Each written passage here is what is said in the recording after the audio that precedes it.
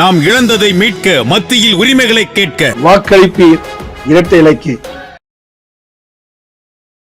எனக்கு மாற்று கருத்தில்லை. ஆரம்பத்தில் இவர் சமுதாயத்திற்கு நல்லது செய்தார்.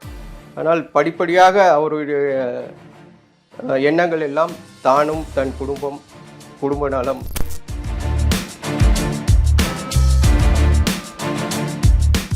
அதன் பின்னர் அவருடைய மகன் திரு அன்புமணி அவர்கள் டெல்லியில் மறைமுகமாக பாமக மந்திரிகளுக்கு பெயரிடப்படாத பிஏவாக செயல்பட்டு வந்தார்.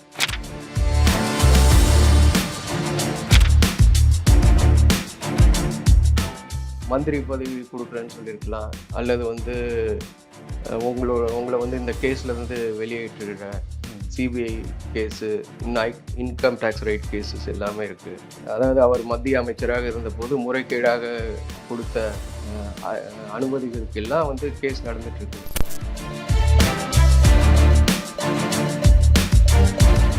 ஒவ்வொருத்தரும் பாமக ராமதாஸ் அவர்களும் ஏன் கைவிட்டுட்டே இருக்கு, ஒதுக்கி வைக்கிறாங்க அப்படின்னா கை அவரோட பாலிசியை யூஸ் அண்ட் த்ரோ தான்.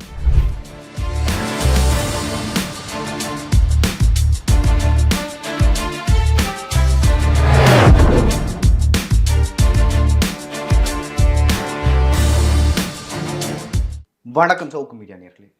இன்றமோடு இணைந்திருப்பவர் தமிழ்நாடு காங்கிரஸ் கமிட்டியின் துணைத் தலைவர் திரு ராமசுகந்தன் அவர்கள். அவர்களோடு பல்வேறு விஷயங்கள் குறித்து பேச இருக்கிறோம். வாருங்கள் சார். வணக்கம். வணக்கம். சவுக்கு மீடியா நேயர் அனைவருக்கும் இனிய தமிழ் புத்தாண்டு நல்வாழ்த்துக்கள். உங்களை சந்திப்பதில் மிக மகிழ்ச்சி. எங்களுக்கும் உங்கள் சந்திப்பதில் மிக்க மகிழ்ச்சி சார். உங்களுக்கும் தமிழ் புத்தாண்டு வாழ்த்துக்கள். நன்றி. தொடர்ந்து நீங்கள் தமிழக அரசியலை உற்றுநோக்கி கவனித்து வருகிறீர்கள். தமிழ்நாட்டில் அதிமுக, திமுக இந்த இரண்டு கட்சியை தாண்டி சில கட்சிகளுமே இன்னும் தப்பி பிழைத்து கொண்டு வருகின்றன அப்படின்னு சொல்லி நான் பர்சனலாக என் அனலிஸ்டில் பார்க்குறேன். அதில் ஒரு கட்சி பாமக. 80களில் வன்னியர் சங்கமாக இருந்த பாமக பின்பு பாட்டாளி மக்கள் கட்சியாக இருந்தது. ஒரு காலத்தில் அனைவருக்குமான கட்சியாக பாமக இருந்தது அப்படின்னு சொல்லுவாங்க. எல்லா சமூக மக்களும் அதில் அந்த கட்சியில் இருப்பாங்க, ஏதோ ஒரு பதவியில் இருப்பாங்கன்னு சொல்லுவாங்க.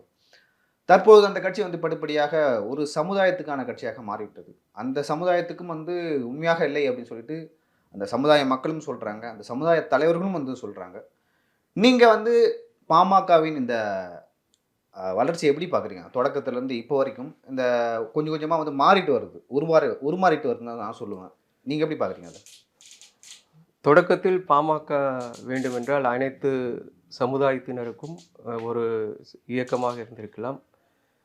அவர்கள் ஆரம்பித்ததே வன்னியர் சங்கம் என்ற ஒரு அமைப்பை வைத்துதான் ஆரம்பித்தார்கள்.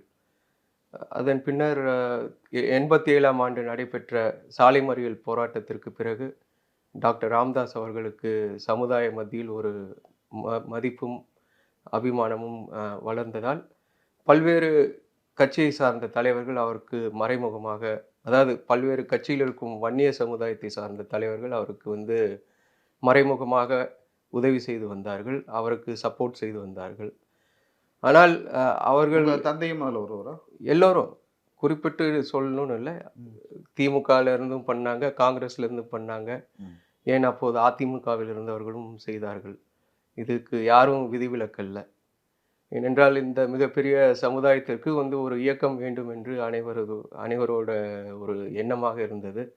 அதனை இவர் செய்து சமுதாய மக்களுக்கு நல்லது செய்வார் என்ற ஒரு எண்ணத்தில் ஆரம்பத்தில் அனைத்து தலைவர்களும் இவருக்கு உதவி புரிந்தார்கள் என்பதுதான் நிஜம். இவர் இவரை இந்த சமூக இயக்கத்திற்கு அறிமுகப்படுத்தியதே யாருன்னு பார்த்தீங்கன்னாக்க வன்னியாடிகள் அப்படின்னு ஒருத்தர் இருந்தார். அவர் தான் முதல்ல வன்னியர் சங்கத்தை நடத்திட்டு வந்தார்.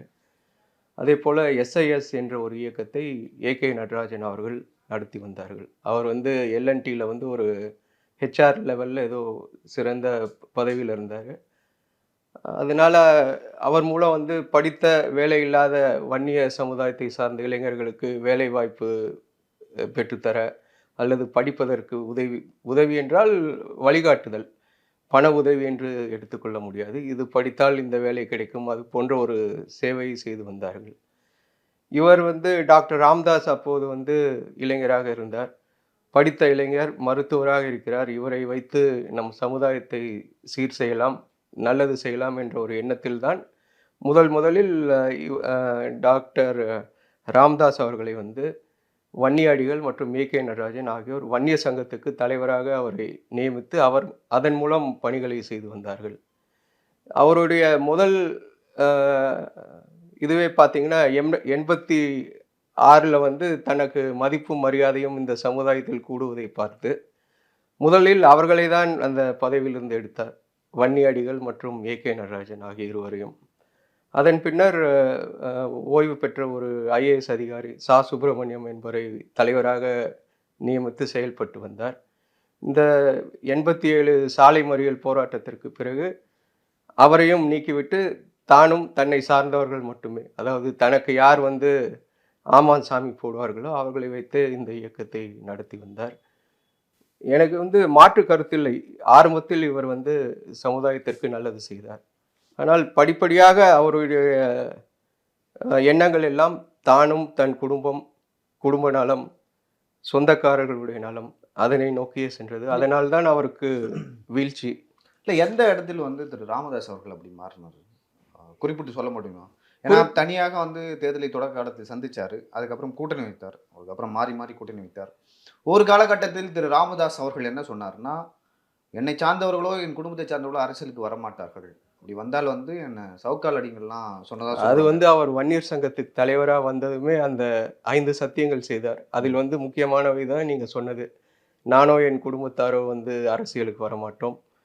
அதே போல் என்னுடைய கால்கள் வந்து சட்டமன்றத்திற்கோ பாராளுமன்றத்துக்கோ செல்லாது, நான் எப்போதும் திண்டிவனத்தில் தான் இருப்பேன் அல்லது மக்களிடையே இருப்பேன் என்று தான் கூறினார். அது வேணும், அது ஓரளவு பின்பற்றிருக்கான்னு சொல்லலாமா நாம?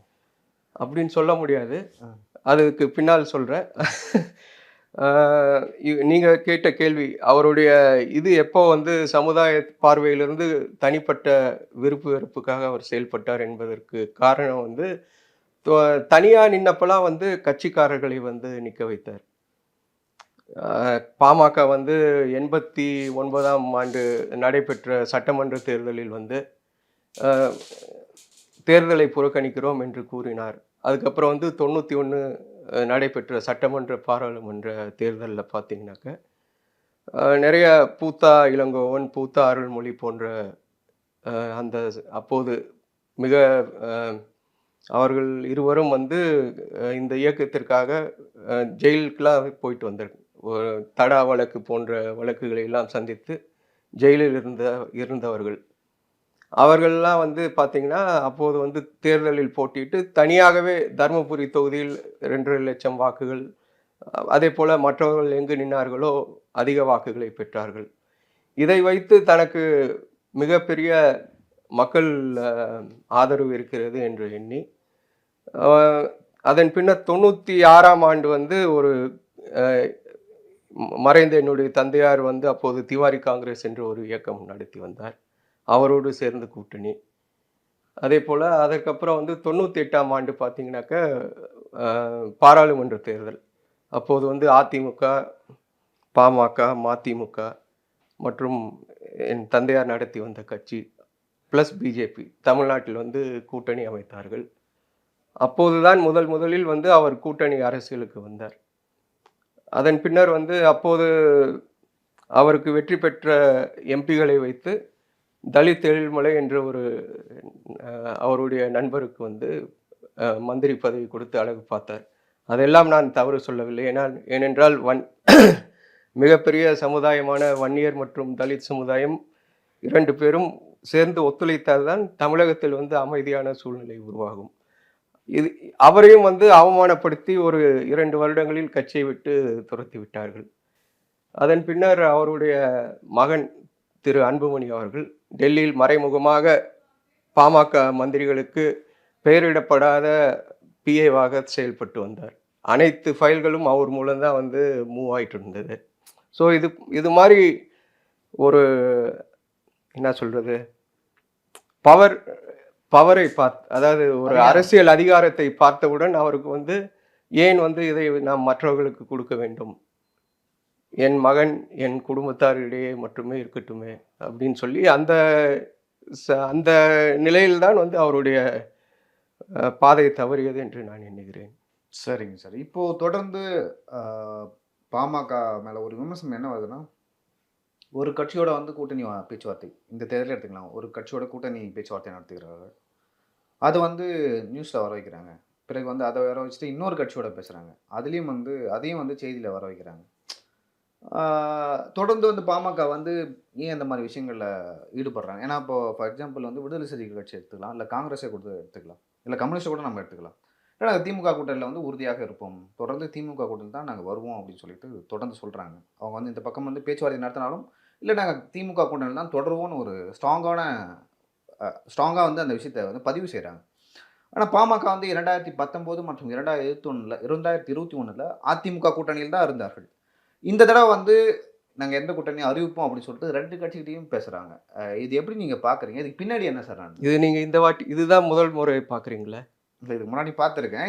இது பஸ் இதுக்கு முன்னாடி பார்த்தீங்கன்னா வந்து ஐ திங்க் 2009 நினைக்கிறேன். 2009 2011 அப்போ வந்து அன்புமணி வந்து அதிமுக கிட்ட பேசிட்டு இருக்காரு.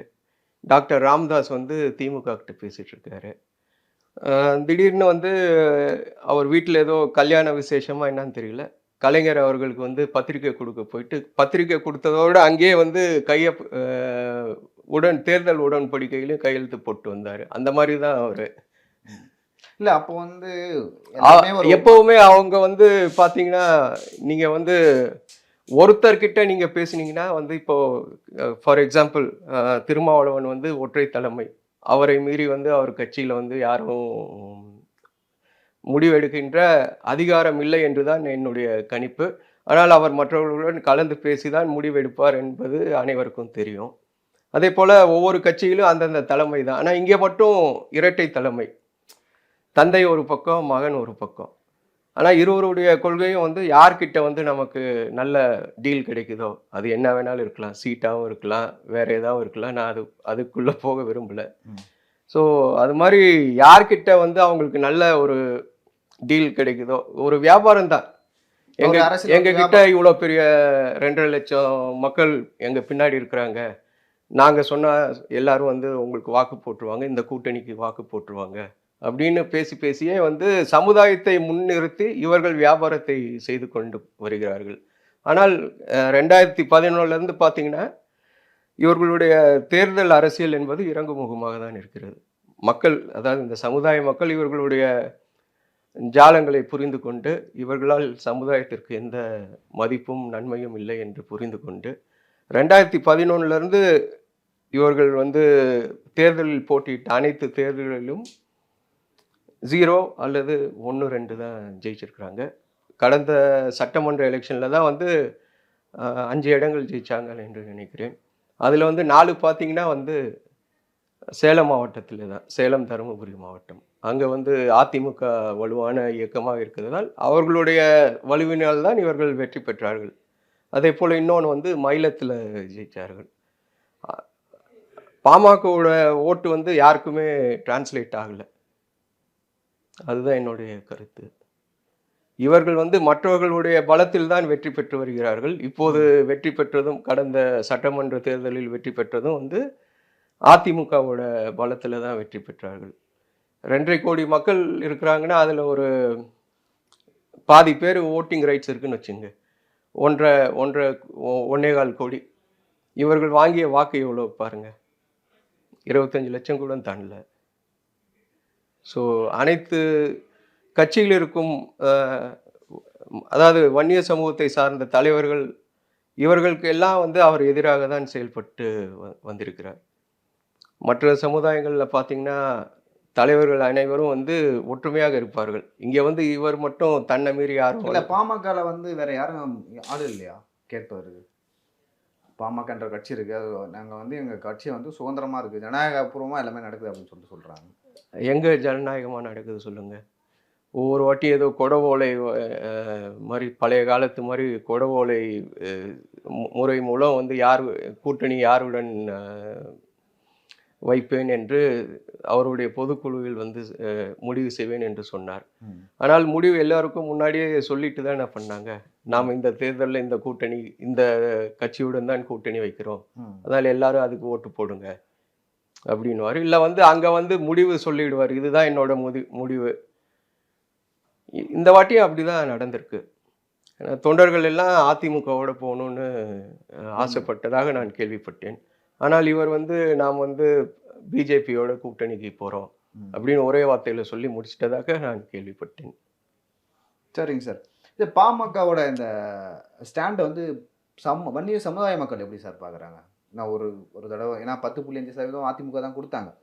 அது யாருமே எதிர்பார்க்கல கொடுப்பாங்களா இல்லையான்னு சொல்லிட்டு. அது வந்து திமுக அரசும் வந்து முயற்சி செஞ்சாங்க, அமல்படுத்துறதுக்கு முடியல. ஆனால் அப்படிப்பட்ட ஒரு அதிமுக கட்சியை விட்டு வெளில வந்து பாஜகவோட கூட்டணி வைக்கிறாங்க. இதை வன்னியர் சமுதாய மக்கள் எப்படி பார்க்குறாங்க? முதல்ல இந்த 10.5% வந்து அரசாணை என்பது வந்து ஒரு அவசர கதியில் வெளியிடப்பட்டது. அதாவது இன்னைக்கு ஃபார் எக்ஸாம்பிள் இன்னைக்கு 5 மணிக்கு தேர்தல் அறிவிக்கிறாங்கன்னா 4 மணியோ 3:30 மணிக்கோ அந்த அரசாணை வெளிவருது. அது எந்த அளவுக்கு வந்து லீகல் ஸ்டாண்ட்ஸ் அதுக்கு இருக்குன்ட்டுன்னு யாருக்கும் தெரியல. ஆனால் எடப்பாடி அவர்கள் கொடுத்தார், மகிழ்ச்சி. அப்போது வந்து இவர் அன்புமணியும் டாக்டர் ராமதாஸ் இருவரும் வந்து நாங்கள் தான் எங்களால் தான் 10.5 கிடைச்சிது அப்படின்னு எல்லாருக்கிட்டையும் பிரச்சாரம் பண்ணாங்க. எங்களால் தான் கிடைச்சிது அப்படின்னு வன்னிய சமுதாய மக்களிடையே எடுத்து சென்றார்கள். ஆனால் அன்புமணி சொன்னது என்னன்னா எங்களை வந்து முதுகில் துப்பாக்கி வச்சுட்டு வெறும் பேப்பரில் கையெழுத்து வாங்கினாங்க அப்படின்ட்டுன்னு ஏதோ சொல்லியிருக்காரு. எடப்பாடியார் வந்து அதிமுக எங்ககிட்ட அப்படி நடந்துக்குச்சு அப்படின்னு இப்போ ஏதோ ரீசெண்டாக ஒரு பேட்டியில் சொன்னார். வெறும் பேப்பரில் கையெழுத்து போடுற அளவுக்கு இவங்க என்ன சின்ன குழந்தையா சொல்லுங்க. அதாவது இவர்கள் வந்து வேணும்னா ஒரு மாதிரி பேசுவாங்க, வேண்டான்னா வந்து மாற்றி பேசுவார்கள். கலைஞர் இல்லைன்னா அன்புமணி வந்து மத்திய அமைச்சர் ஆயிருக்க முடியாது. அதாவது UPA 1 அந்த டைமில் வந்து சுகாதாரத்துறை அமைச்சராக ஆக்குனதுக்கு முழு காரணம் வந்து கலைஞர் தான். கலைஞர் என்ன பண்ணார்? ஏன் வந்து அன்புமணி ஆக்க வேண்டும்? அன்புமணி வந்து அப்போ வந்து எந்த சபையிலும் உறுப்பினராக இல்லை, ராஜ்யசபாலையும் இல்லை, லோக்சபா எலெக்ஷன்லையும் நிற்கல. ஆனால் கலைஞர் தான் வந்து அவருக்கு ரெக்கமெண்ட் பண்ணி எங்களுடைய தலைவி அன்னை சோனியா காந்தி அவர்களிடம் பேசி அவருக்கும் கொடுக்கணும், அவரை விட்டுடக்கூடாதுன்னு சொல்லி இது பண்ணார். அவருக்கே துரோகம் பண்ணவர். பதவி யார் மூலம் வந்ததோ அவருக்கு துரோகம் பண்ணார். காங்கிரஸ் கட்சியை திட்டிட்டு போனார். இப்போ வந்து எடப்பாடி அவர்களை திட்டுறாரு. இது மாதிரி இவர்கள் நாளைக்கு வந்து மோடியும் திட்டுவார். இப்போ ஏதோ இண்டோர் மெடிக்கல் காலேஜ் கேஸை வச்சு அவரை பிளாக்மெயில் செய்கிறதா கேள்விப்பட்டேன். அது எப்படின்னு தெரியல. நாளைக்கு வந்து பிஜேபியும் காலி பண்ணுவார்.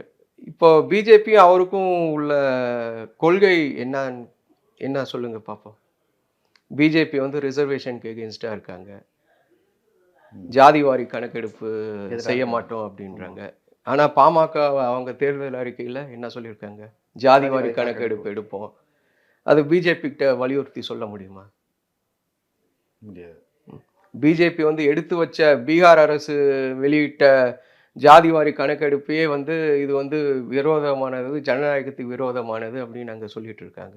இவங்க எப்படி வந்து ஆல் இந்தியா அளவில் வந்து ஜாதிவாரி கணக்கெடுப்பு நடத்துவாங்க? அல்லது வந்து அவர்கள் சொல்கின்ற மாதிரி 10.5 தமிழ்நாட்டில் கிடைக்கணும், மத்தியில் வந்து 2% கிடைக்கணுன்ட்டுன்னு சொல்லிட்டு இருக்காங்க. அது பிஜேபி எப்படி தருவாங்க சொல்லுங்கள்?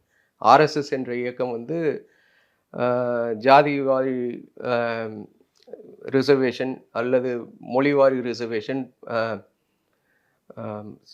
மத ரீதியான ரிசர்வேஷனுக்கெல்லாம் எகென்ஸ்டாக இருக்கிறவங்க. அவங்க எப்படி வந்து இவருக்கு வந்து 2% தருவாங்க மத்திய அரசு பணிகளில்? ஆகவே இவர் வந்து எப்போதும் வந்து ஏதாவது ஒரு ஆதாயத்துக்காக தான் வந்து ஒவ்வொரு கட்சியுடனும். இப்போ பாஜக கூட எந்த ஆதாயத்துக்காக சேர்ந்தார் நீங்கள் நினைக்கிறீங்க? என்ன வேணாலும் இருக்கலாம். மந்திரி பதவி கொடுக்குறேன்னு சொல்லியிருக்கலாம், அல்லது வந்து உங்களை வந்து இந்த கேஸில் வந்து வெளியேற்றுகிறேன், CBI case, income tax raid cases எல்லாமே இருக்குது. அதாவது அவர் மத்திய அமைச்சராக இருந்தபோது முறைகேடாக கொடுத்த அனுமதிகளுக்கு எல்லாம் வந்து கேஸ் நடந்துட்டுருக்கு.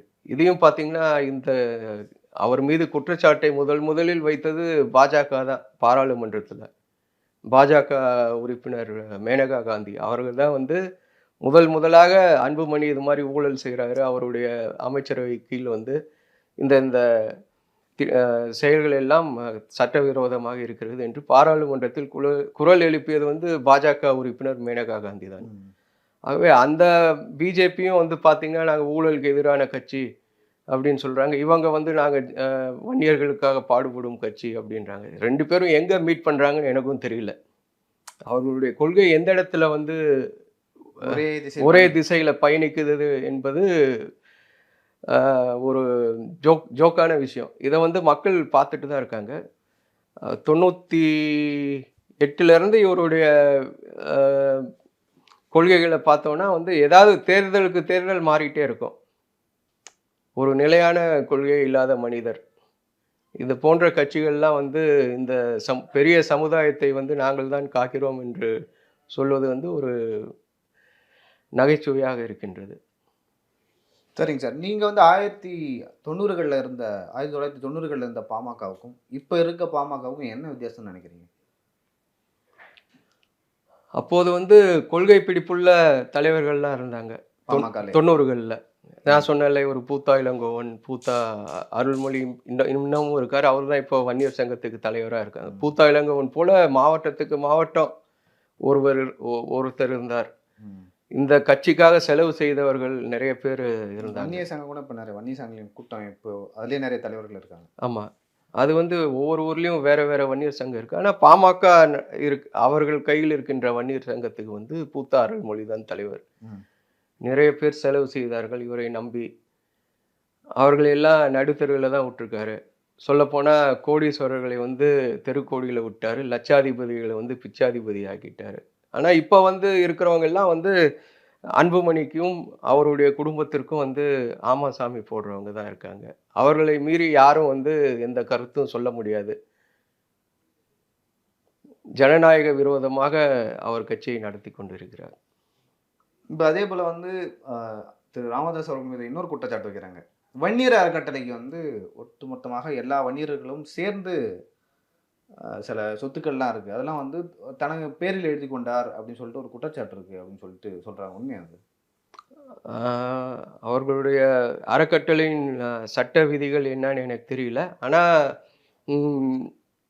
அந்த கல்வி அறக்கட்டளை ஆரம்பிக்கிறதுக்கு முன்னாடி ஊரில் இருக்கிற அனைத்து வன்னியர்களிடமும் அவர்கள் வந்து கலெக்ஷன் செய்தார்கள். அன்புமணி வந்து எனக்கே ஃபோன் செய்து ஏதாவது உதவி பண்ணுங்க, நாங்கள் கல்வி கோயில் எழுப்புகிறோம் அப்படின்னு சொல்லி கேட்டார். நான் அப்போது செய்யலை. ஆனால் என்னை போன்ற பலர் நிறைய பேர்கிட்ட கேட்டிருக்காங்க. எல்லாருடைய பணமும் அதில் இருக்குது. ஆனால் வந்து இப்போது என்ன சொல்கிறாங்கன்னா, அது வந்து அவர்கள் குடும்பத்தின் கட்டுப்பாட்டில் தான் இருக்கிறது. வெளியில் யாராவது அதில் உறுப்பினராக இருந்தால் அவர்கள் ஃபார் நேம் சேக் தான் இருக்கிறாங்க அப்படின்னு கேள்விப்பட்டேன். இது மட்டும் இல்லை, ஒவ்வொரு ஊரில் இருக்கிற வன்னியருக்கு சொந்தமான சொத்துக்கள் சென்னையிலேயே பல இடங்கள் இருக்குது. அதில் எல்லாம் பாமக ஆட்கள் தான் வந்து ஆக்கிரமிச்சிட்டு இருக்காங்க.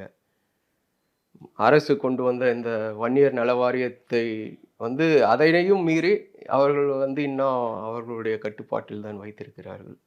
சார், இப்போ பாமக என்ற கட்சியில் வந்து பல தலைவர்கள் இருந்தாங்க. நான் சிறு வயது முதலே பாமக என்ற கட்சியை வந்து உற்றுநோக்கி கவனிச்சுட்டு வரேன். ஏன்னா நானும் வட தமிழகத்தை சார்ந்தவன். ஸோ அதனால் வந்து எனக்கு தெரியும் கட்சியில் என்ன நடக்குதுன்னு சொல்லிட்டு. ஏகே நடராஜன் ஆகட்டும், வேல்முருகன் ஆகட்டும், அதே போல் ஒரு பண்ருட்டி ராமச்சந்திரன் ஆகட்டும், காடுவெட்டி குரு ஆகட்டும், இத்தனை தலைவர்கள் வந்து ரொம்ப ஃபெமிலியராக இருந்தாங்க. வன்னியர் மக்கள் மத்தியில் மிக செல்வாக்காக இருந்தாங்க. அவங்களாம் வந்து வன்னியர் அந்த அந்த அந்த பாமக என்ற கட்சியில் ஏன் வளர முடியல, ஏன் சோபிக்கல அவங்களாம்? இப்போ வேல்முருகன் அவர்கள்லாம் பார்த்தீங்கன்னா வெளில போயிட்டார். வெளில போயிட்டு வந்து தனி கட்சி ஆரம்பிச்சிட்டார். அதே போல் ஏகே நடராஜன் அவர்களும் வெளில போயிட்டார். காடுவெட்டி குரு அவர்கள் வந்து கடைசி கட்டத்தில் வந்து எப்படி இருந்தார் உங்களுக்கு தெரியும், நான் சொல்ல விரும்பலை. ஏன் ஒவ்வொருத்தங்களையும் வந்து பாமக அன்புமணி ராமதாஸ் ஆகட்டும், ராமதாஸ் அவர்களாகட்டும் ஏன் கைவிட்டுட்டே இருக்காங்க, ஒதுக்கி வைக்கிறாங்க அப்படின்னா கைவிட்டு? அவரோட பாலிசியை வந்து யூஸ் அண்ட் த்ரோ தான். இப்போ உங்களால் ஏதாவது ஒரு ஆதாயம் இருக்குன்னா உங்களை பயன்படுத்திப்பார். அந்த ஆதாயம் நடந்ததுக்கப்புறம் தூக்கி போட்டுருவார். அதுதான் வேல்முருகன் அவர்களுக்கு நடந்தது. வேல்முருகன் இருந்தால் வந்து இளைஞர் மத்தியில் வந்து அன்புமணிக்கு மீறி அவருக்கு செல்வாக்கு ஒரு குறிப்பிட்ட பகுதியில் இருப்பதை பார்த்து அவர் இருந்தால் மகனுக்கு ஆபத்து என்று அவரை கட்சியிலிருந்து தூக்கி எறிஞ்சிட்டாங்க.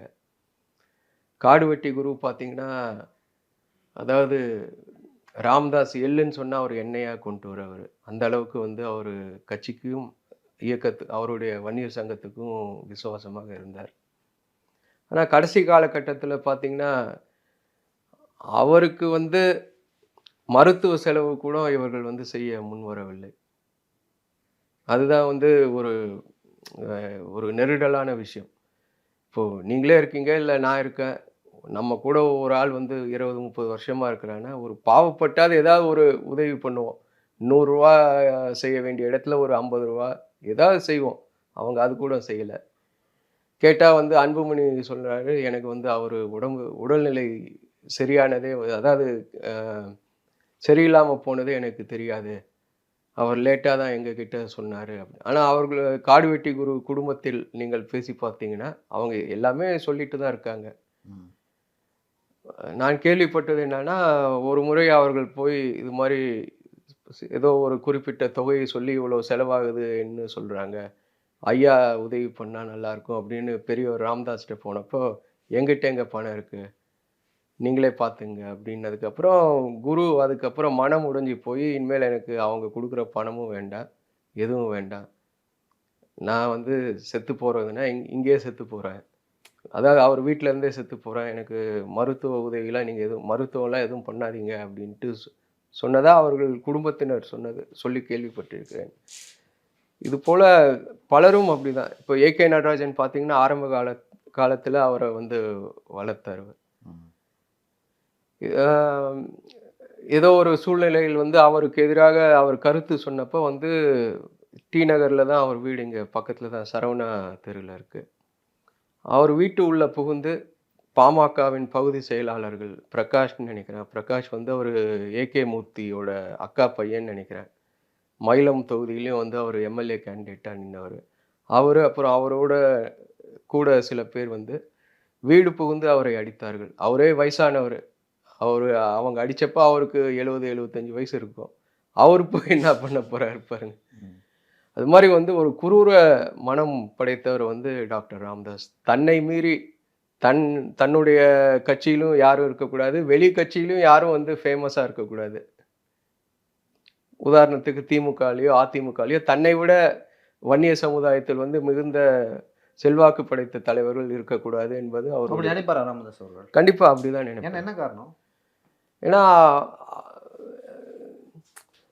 அதாவது ஒரு டிக்டேட்டர் மனப்பான்மை. வன்னிய சமுதாயத்தோட ஒட்டுமொத்த தலைவர் நான் ஆமா தான். நான் தான். ஆ. அவரு வந்து அந்த தைலாபுர தோட்டத்தில வந்து பயிற்சி முகாம் நடத்துவார்ல. அதுல அவரு சொல்றதே வந்து ஹிட்லரோட புக் மெயின் கேம்ப் அத நீங்க படிங்க. அதுதான் வலியுறுத்துவாராம். அது மாரி ஒரு குரூர மனம் படைத்தவர். தன் குடும்பத்தை தவிர வேற யாரும் வரக்கூடாது. அவர் செய்த நீங்க கேட்டீங்க முதல்ல ஒரு கேள்வி. அவர் வந்து பாராளுமன்றத்துக்கோ, சட்டமன்றத்துக்கோ அவர் காலே செல்லல அப்படின்னு. ம். உங்களுக்கு ஞாபகம் இருக்கும். ஆ அதிமுகவுடன் இவர்கள் கூட்டணி வைத்ததுக்கு ஒரு ஒரு முறை வைத்தாங்க. அம்மையார் ஜெயலலிதா இருந்தப்போ. ஆமா. 2000 2009 எதுலயோ 9ஓ 11ஓ 11 இல்ல 9. அப்போ வந்து இவங்க எல்லா தொகுதியிலயும் தோத்துட்டாங்க. ம். கடைசியில வந்து ராஜ்யசபா மெம்பர் பதவி மட்டும் தான் அவங்க உடன்படிக்கையில வந்து மிச்சம் இருந்தது. அது வந்து தன்னுடைய மகனுக்கு கொடுக்க வேண்டும் என்பதற்காக சட்டசபை வளாகத்தில் முதலமைச்சர் அறையில் முதலமைச்சர் அறை எங்க இருக்கிறதோ, அங்க இருக்கிற விசிட்டிங் ரூம்ல வந்து 2 மணி நேரம் காத்திருந்தாரு. அந்த அம்மா வந்து பார்க்க மாட்டேன் அப்படின்னு சொல்லி அனுப்புனதுக்கப்புறம் அன்னைக்கு வந்தவரு தான். இப்ப ரீசெண்டா போய் பார்த்தேன் ஸ்டாலின் அவர்கள. ஆமா. ம். ஸோ அதெல்லாம் வந்து அவர் சொல்ற சத்தியங்கள் வந்து எல்லாமே வந்து மீறப்பட்டவை. எதுவுமே வந்து அதாவது சத்தியம் செய்யறதே காத்துல பறக்க விடுறதுக்கு தான் அவரு. சார் எந்த ஒரு கட்சியுமே வந்து எந்த நோக்கத்துக்காக ஆரம்பிக்கப்பட்டதோ, அந்த கொள்கையிலிருந்து விலகுனா, அதோட சரிவை சந்திக்கும். இப்ப பாமக என்ற கட்சி வந்து ஏதோ ஒரு காரணத்துக்காக ஆரம்பிக்கப்பட்டது. இப்ப வந்து அதுல பயணிக்கல அப்படின்னு சொல்லிட்டு வன்னிய சமுதாய தலைவர்களே நெறைய பேர் வந்து கருத்து சொல்றாங்க. பாமகவோட எதிர்காலம் எப்படி இருக்கும்னு நீங்க நினைக்கிறீங்க? இந்த எலெக்ஷனோட பிஜேபி எப்படி தமிழ்நாட்டில் வந்து குழி தோண்டி புதைக்கப்படுமோ, ம். அதே மாரி தான் அவர்களுடைய அரசியல் பயணமும் இனிமேல் அப்படிதான் இருக்கும். பாமகவோட ரெலவன்ஸே வந்து 2000 லெவல்ல இருந்து கம்மியா தான் இருக்கு. ம். இனிமேல் அவர்கள் வந்து யார் கூட கூட்டணி வச்சா என்ன? வயசுக்கு வந்தா என்ன? வராம போனா என்ன? அந்த நிலையில தான் அவர்கள் இருக்கிறார்கள். அன்புமணி வந்து யாருடனும் எந்த தலைவரையும் வந்து கலந்து பேசுறதில்ல. தன்னுடைய முடிவை தான் அனைவரும் ஏற்றுக்கொள்ள வேண்டும் என்ற ஒரு மனநிலையில் இருப்பவர். டாக்டர் ராமதாஸாவது கூட இருந்த சில தலைவர்களை வைத்து அட்லீஸ்ட் டிஸ்கஷனாவது செய்வார் என்று கேள்விப்பட்டிருக்கிறேன். ஆனால் இவர் வந்து தன்னுடைய முடிவு தான். இவர் நடத்தி வருகின்ற பசுமை தாயகம் அமைப்பு கூட முதல்ல வந்து இருவர் ஆரம்பித்தார்கள். உங்களுக்கு தெரியும், பேராசிரியர் தீரன் அப்படின்னு பாமகல ஒரு முக்கிய தலைவர் இருந்தார். சரி. அவருடைய மருமகனும் அவருடைய நண்பரும் சேர்ந்து தான் வந்து இந்த பசுமை தாயகம் என்ற அமைப்பையே உருவாக்கி நடத்தி வந்தார்கள். அவர்கள் வந்து பாமகவுக்கு வந்து உதவி செய்து வந்தார்கள், பாமக வன்னியர் சங்கத்திற்கு. திடீரென ஒரு நாள் வந்து டாக்டர் ராமதாஸ் வந்து அந்த பசுமை தாயகம் அமைப்பு வந்து நான் தான் அதுக்கு தலைவர், அதுக்கப்புறம் வந்து அன்புமணியை தலைவராக போட்டார். இப்போது அன்புமணி வந்து அதற்கு தன்னுடைய மனைவி வந்து தலைவராக போட்டிருக்கிறார். இதுபோல் மற்றவர்களுடைய உழைப்பை திருடி அதில் வளர்ந்த கட்சி தான் பாமக. ஸோ அனைவருடைய சாபத்தையும் அவர்கள் வந்து ஏற்க வேண்டும். ஒரு கர்மா என்ற ஒரு விதி இருந்தால் இவர்களுடைய முடிவும் வந்து மிக கோரமாக தான் இருக்கும். இவர்கள் பலருக்கு செய்த துரோகம் இவர்களை வந்து வாட்டி வதைக்கும். சரிங்க சார். இந்த 2024 நாடாளுமன்ற தேர்தல் நீங்கள் எப்படி பார்க்குறீங்க? எந்த கட்சி வந்து முன்னிலையில் இருக்காங்க? யார் வெற்றி பெறுவாங்க அப்படின்னு நினைக்கிறேன் தமிழ்நாட்டை பொறுத்த வரைக்கும்? தமிழ்நாட்டை பொறுத்த வரைக்கும் இந்தியா கூட்டணி தான் அதிக இடங்களில் வெற்றி பெறும். இதில் மாற்று கருத்து இல்லை. இல்லை, 39 தொகுதியெல்லாம் இந்தியா கூட்டணி வெற்றி பெறும்னு சொல்லுவாங்க. அதெல்லாம் நடக்குமா? அதுக்கான கள சூழல் இருக்கா? அப்போ இருக்கு. நான் பார்த்த வரைக்கும் அப்படிதான் இருக்கு. நான் சேலம், தருமபுரி பகுதிகளில் நான் சுற்றுப்பயணம் செய்தேன், தேர்தல் பிரச்சாரம் செய்தேன். அங்கே வந்து இந்தியா கூட்டணிக்கு ஆதரவாக இருக்கிறது. குறிப்பாக தருமபுரியில் வந்து பாமக வெல்வதற்கு வாய்ப்பே இல்லை. என்ன காரணம் சொல்கிறீங்க? ஏன்னா ஏற்கனவே அன்புமணி தனியாக என்ன வெற்றி பெற்றிருக்காரு தருமபுரியில். அப்போது வந்து சில நடக்கக்கூடாத நிகழ்வுகள் ஏற்பட்டதால், அதாவது இளவரசன் திவ்யா அந்த இது ஆமாம், அந்த பிரச்சனைகளை வந்து அதை ஊதி பெரிதாக்கி ஒரு போலரைசேஷன் செய்து அப்போது வெற்றி பெற்றார்கள். இப்போ வந்து அவர் அப்போது சொன்ன தேர்தல் வாக்குறுதிகள்லாம் என்ன, ஒன்றுமே பண்ணல. அவர் எம்பியாக இருந்தே ஒன்றும் பண்ணல. பாராளுமன்றத்துக்கே தமிழகத்தில் வந்து மிக குறைவான அட்டெண்டன்ஸ் யாருக்கு இருக்குன்னு பார்த்தா டாக்டர் அன்புமணி அவருக்கு தான் இருக்குது. அவர் செய்த தேர்தல் வாக்குறுதிகள், நானும் அப்போது போட்டியிட்டேன் 2014. அப்போது அவர் சொன்னது வந்து என்னுடைய நண்பர்கள் எல்லாம் அங்கே வந்து இண்டஸ்ட்ரீஸ் ஆரம்பிப்பார்கள் என்று சொன்னார். யாருமே இது வரைக்கும் அங்கே சிப்காட் அங்கே காலி மனையாக தான் இருக்குது அங்கே தருமபுரி சிப்காட். அவர் சொல்வதற்கும் அவர் நடப்பதற்கும் வந்து எந்த ஒரு சம்பந்தமுமே இருக்காது. டாக்டர் ராமதாஸும் அப்படி தான், அவருடைய மகன் அன்புமணியும் அப்படி தான். ஆகவே மக்கள் வந்து புரிந்து கொண்டுள்ளார்கள். இந்த இருவரையும் நம்பினால் வந்து சமுதாயத்திற்கு எந்த ஒரு முன்னேற்றமும் இருக்காது என்று. பல கட்சிகளில் இருக்கும் மற்ற தலைவர்களை அவர்கள் பார்க்க துவங்கி விட்டார்கள். சரிங்க சார், பொறுத்திருந்து பார்க்கலாம். 2024 இந்த நாடாளுமன்ற தேர்தலின் முடிவுகள் எப்படி வரும்? இல்லை பாமகவோட பங்களிப்பு என்ன? அவங்க வெற்றி பெறாங்களா இல்லையா? இல்லை இந்தியா கூட்டணி நீங்கள் சொன்ன மாதிரி வந்து அதிக தொகுதிகள் வெல்லுன்னு சொல்கிறீங்க, அது நடக்குதா? அதிமுக கூட்டணி எத்தனை தொகுதிகள் வெல்லுவாங்க அப்படின்னு சொல்லிட்டு நம்ம பார்க்கலாம். ரொம்ப நன்றி உங்கள் கருத்துக்கு. ரொம்ப நன்றி.